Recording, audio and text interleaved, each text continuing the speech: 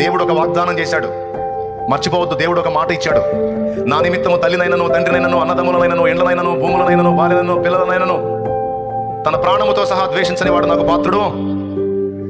అంతేకాదు, నా నిమిత్తం వాటిని కోల్పోయిన వాడు ఇహమందును పరమందును కూడా 100 రెట్లు పొందుతాడని మాట్లాడాడు.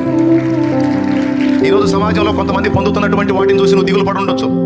వాళ్ళకున్న లైఫ్ నాకు లేదు, వాళ్ళకున్న జీవితం నాకు లేదు, వాళ్ళు పొందుతున్న ఆనందాలు నేను పొందట్లేదు, అయ్యో నా బ్రతికేంది అయిపోయిందని కొంతమంది కొన్ని పరిస్థితులను ఇతరులను చూసుకొని పోల్చుకొని బాధపడి దుఃఖపడి దిగులు పడేవాళ్ళు.